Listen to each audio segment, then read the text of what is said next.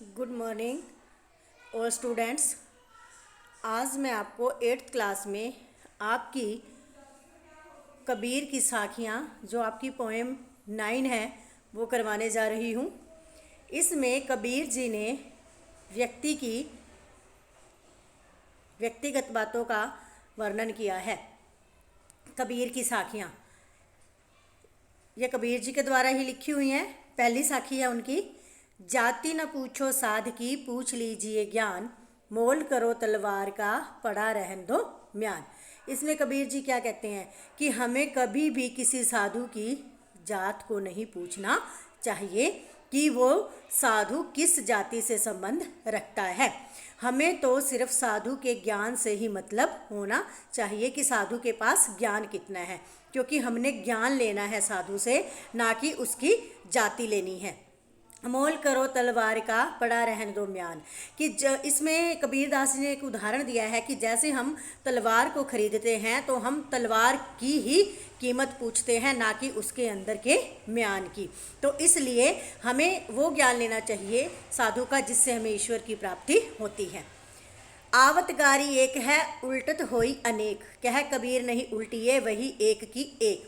इसमें कबीरदास जी क्या कहते हैं कि अगर हमें कोई गाली देता है तो हमें उसको पलट कर गाली नहीं देनी है, क्योंकि इससे क्या होता है कि गालियों की संख्या बढ़ जाती है। उल्टत होई अनेक यानी कि वो गालियां बढ़कर अधिक हो जाती हैं। कहे कबीर नहीं उल्टिए, तो कबीर जी क्या कहते हैं कि हमें कभी भी किसी को भी उल्टी गाली नहीं देनी या उल्टा नहीं बोलना, उस गाली को एक ही रहने देना है, क्योंकि बुराई का हमने क्या करना है, बुराई को हमने ख़त्म करना है, बुरी चीज़ों को हमने बढ़ाना नहीं है। माला तो कर में फिरे जीबे फिरे मुख माही, मनवा तो दहु दस फिरे यही तो सिमरन नाही। कबीर जी क्या कहते हैं कि हम माला को हाथ में लेकर फेरते रहते हैं और जीभ से हम सिमरन करते रहते हैं, लेकिन जो मनुष्य का मन है, मनवा तो दहु दिस फिरे, यह तो सिमरन कि जो मनुष्य का मन है वो कभी भी एक जगह पर स्थिर, एक जगह पर टिककर नहीं रहता, वो घूमता ही रहता है। क्यों? क्योंकि मनुष्य का जो मन है वो बहुत चंचल होता है। माला फेरने से या जीभ चलाने से कभी भी ये भगवान का सिमरन नहीं होता। हमें अपने मन को एक जगह पर स्थिर रखना है, वही हमारे भगवान की भक्ति होगी।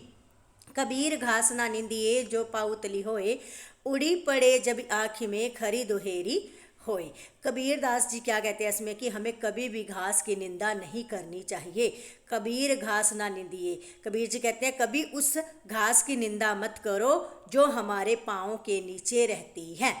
उड़ी पड़ी जब आँख में, यानी कि जब उस घास का एक तिनका उड़कर हमारी आँख में चला जाता है तो वो हमें बहुत ज़्यादा पीड़ा, बहुत ज़्यादा दुख देता है। इसमें कबीर जी ने ये कहा है कि हमें कभी भी अपने से जो हमारा दुखी व्यक्ति है उसे और दुख नहीं देना चाहिए, क्योंकि अगर उसका दुख बढ़ जाए तो हमें पलट कर वो बहुत ज़्यादा पीड़ा दे सकता है। जग में बैरी कोई नहीं जो मन शीतल होए, या आपा को डारी दे दया करे सब कोई। कि उस मनुष्य का जग में कोई भी शत्रु नहीं होता जिसका मन शीतल होता है। शीतल मतलब ठंडा, जिसका मन ठंडा होता है। यानी कि मनुष्य को या आपा को डारी दे कि हमें अपने अहंकार को, अपने घमंड को कभी भी दूसरों पर नहीं दिखाना चाहिए। अगर हम अपने घमंड को, ये छल कपट को ख़त्म कर देंगे तो इस संसार में हमारा कोई भी शत्रु नहीं रहेगा। दया करे सब कोई, तो सब पे हमें दया करनी है और दूसरों की दया का पात्र भी हमें बनना है।